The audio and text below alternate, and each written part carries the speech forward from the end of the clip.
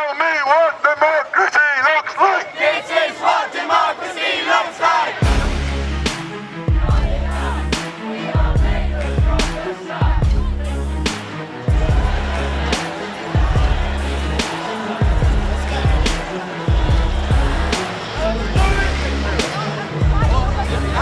Please, step onto the pavement, please! This is what democracy looks like! Whose streets? Our streets! Whose planet? Our planet! Whose future?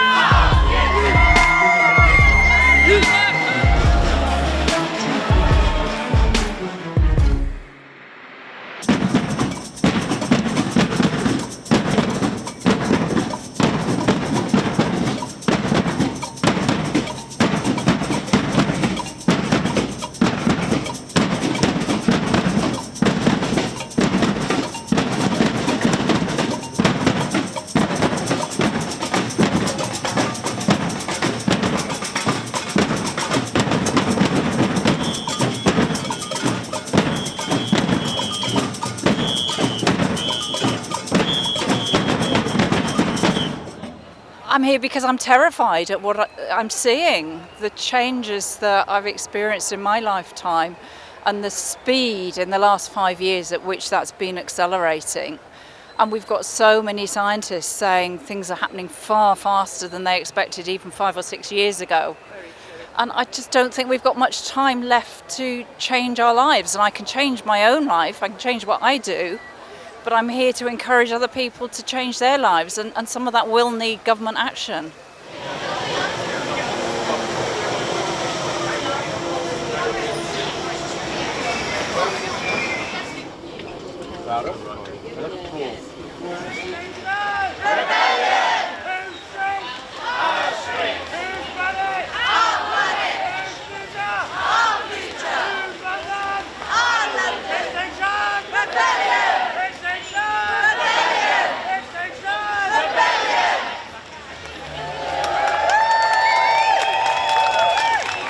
We need carbon budgeting, so we need individuals to be forced to limit what they use, because so many people seem unaware of the implications of what they're doing.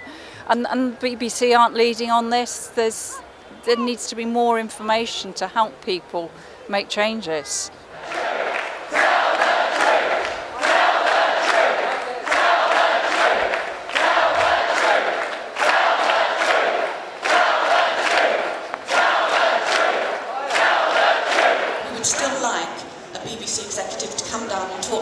Today, but without being filmed, just to answer our questions in a civilised, non-confrontational way.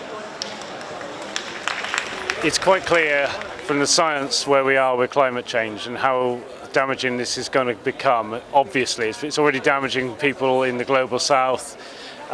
In the northern European countries, it's yet to be seen how bad it can be. We're concerned about the shortage of food, and the problem is, and why we're here today, is because media outlets, the main media outlets, aren't telling the truth as we know it, as the science knows that truth. People, general public, need to know what's happening to be able to make decisions to make their lives safe and secure. I guess, like everyone else here, we're hoping that Extinction Rebellion's 3 demands will be met, so that the government in this country and governments all around the world and the media will tell the truth about the climate and biodiversity crises, that they will act on that. So instead of just saying we're going to do this, that they would actually do it and start doing it now. And that they'll set up a citizens' assembly in this country to make the decisions about what actions we should take. Animal agriculture is incredibly destructive to our environment, and it has to end. It has to end now. That's my message. And we are much more tasty, so you should eat us. Please eat me. Animal Rebellion! Animal Rebellion! Animal Rebellion! We will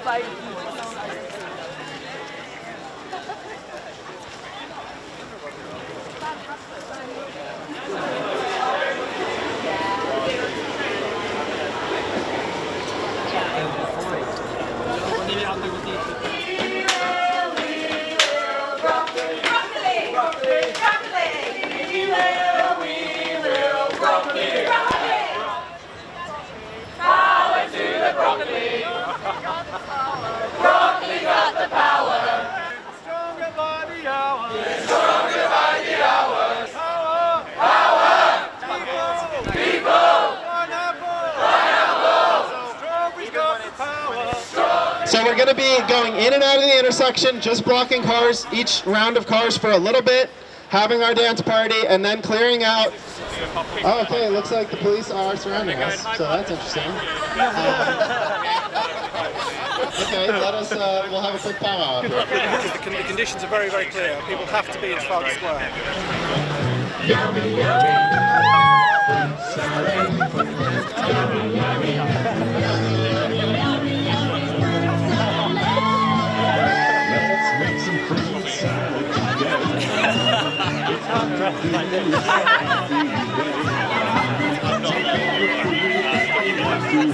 I am the police liaison,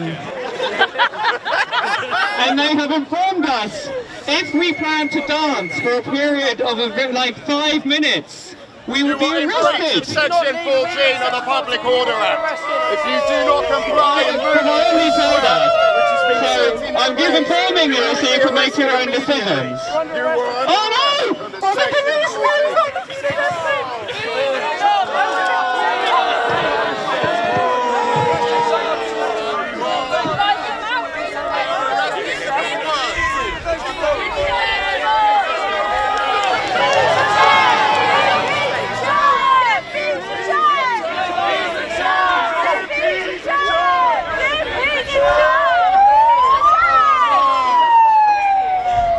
Oh, the police!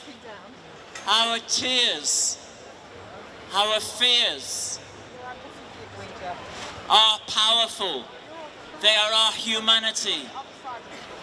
They're what unites us with the police here. And when I sing "Police, we love you," I mean it. I'm not just saying some words. We are doing this for your children too. They have their job to do. We know what our job is. Our job is to be here. Our job is to stand up because the government isn't standing up. The BBC is not standing up. The oil companies are not standing up. We're standing up. Police, we love you. We're doing it for your children too. Police, we love you. We're doing it for your children too, police. We love you. We're doing it for your children too. We are getting bigger. Because we are the truth.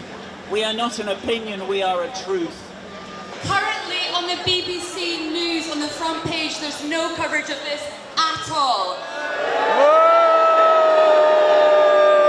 They're trying to treat this as a side issue again instead of the public, saying to them there's a direct threat to all life on Earth, including the human race. They're sidelining this.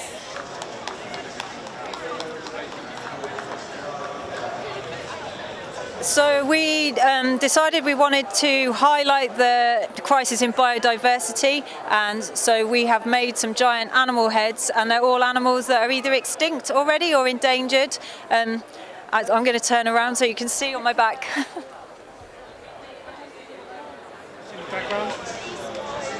So I'm here today, just finished my biology degree.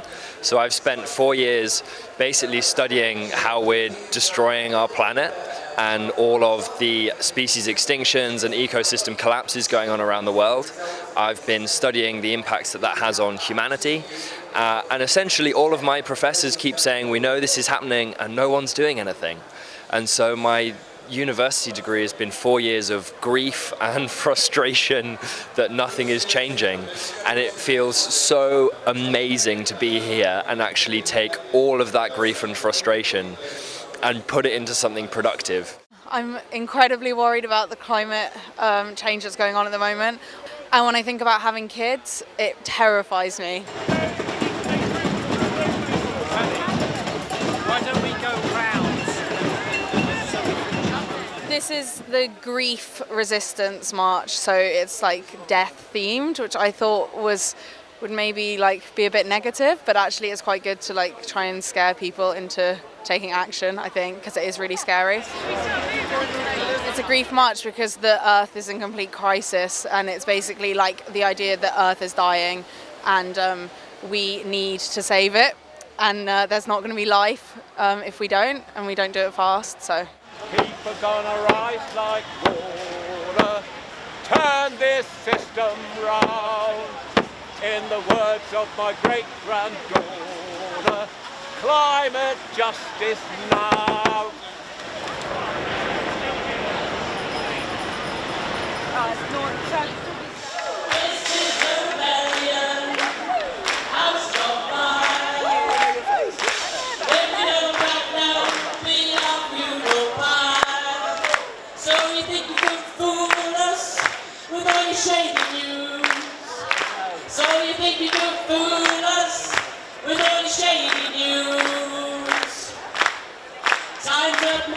Somebody's gonna choose. Come on.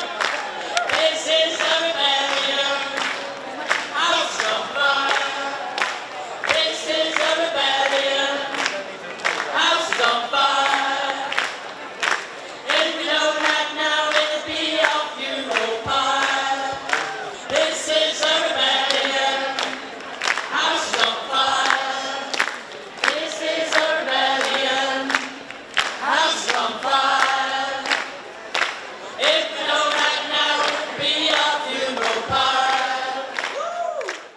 Our current system of agricultural factory farming uses up the majority of human-owned land area on the planet.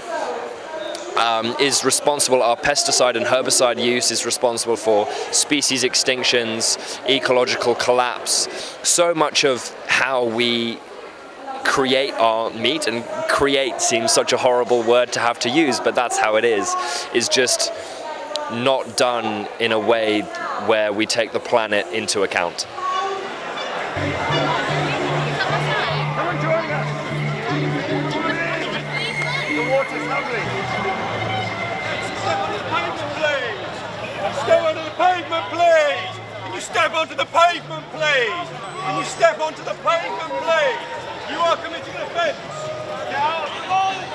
Show me what democracy looks like! This is what democracy looks like! Show me what democracy looks like! This is what democracy looks like! Show me what democracy looks like! This is what democracy looks like! Show me what democracy looks like! This is what democracy looks like!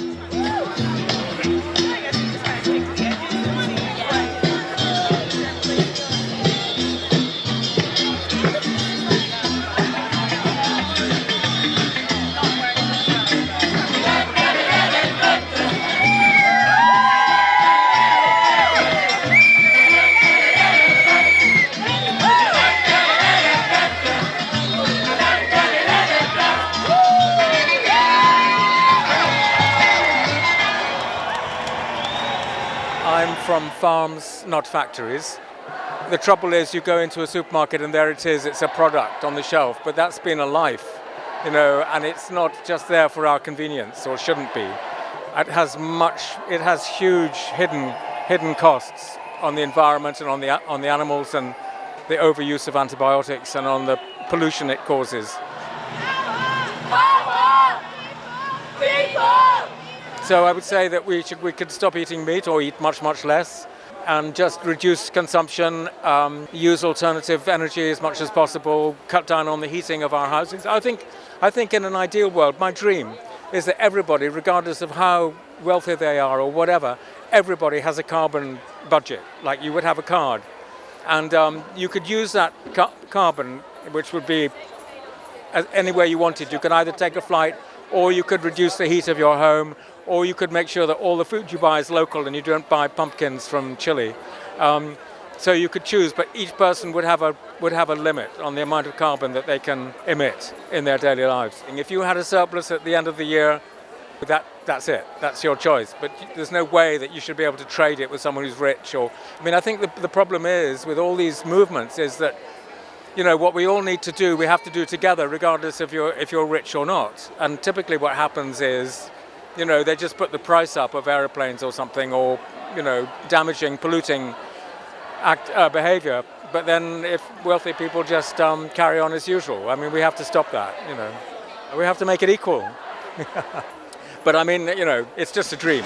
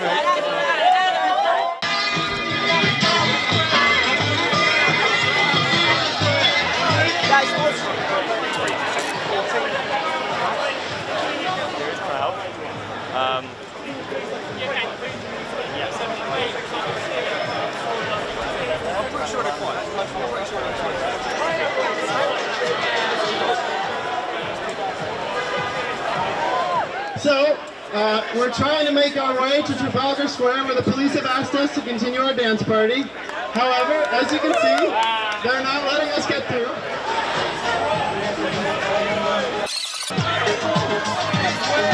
We're here because we think, a plant-based food system will bring us a brighter future, and we're trying to carry that brightness with us. And the police here, the police with the backing of the state, is clearly not willing to hear that. They have arrested at least 2 people, and they are claiming that the only place we're allowed to protest is at Trafalgar Square, which seems like an interesting enforcement of protests and completely defeats the purpose of protest, which is to bring a message to society. At the moment, they're now escorting people away slowly, one by one, in order to dispel the protests. They're starting to let us leave. I was actually talking to one of the police officers when they were holding me for a little bit. He said, you can peacefully protest legally, and the thing is that's not working, right? The climate activists, animal rights activists have been protesting peacefully or within certain conditions for quite a long time. And what we've realized with other social justice movements is when we escalate, when we do incorporate civil disobedience, we get more attention, our voices are more heard, and hopefully in turn the government will finally listen.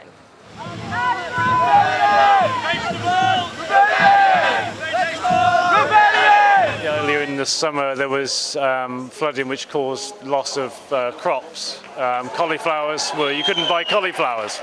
It's a small thing if you can't buy a cauliflower, but if that starts to affect cauliflowers, carrots and all the other vegetables that you want to go out and buy to feed people, then we will all have a massive concern. And this is coming. So we need to recognise that, and we need to be resilient. And people can only do that when they've got the knowledge.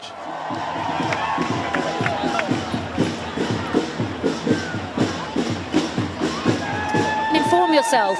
If you join together with other people, that's really empowering, because as you inform yourself about the crisis we're facing, that can be really distressing, that can be really dispiriting. And I think a lot of people are in denial because it's so frightening.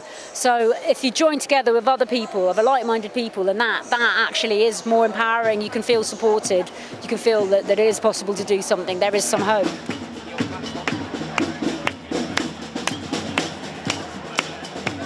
I really don't think we've got a lot of time to sort this problem out, and over again we're told that it's an individual responsibility. I've spent 30 years of my life, in the last 30 years of my life, trying to make a difference in the way I live my life. The time for individual responsibility is over, and we have to do something collectively. It's kind of hard for one person to change things. We need to do it together through institutions, the government institutions, telling us what we can do, how we can do it. If we pull together, we can do it. This is home, where I belong. In this breath, in this heart. This is home, where I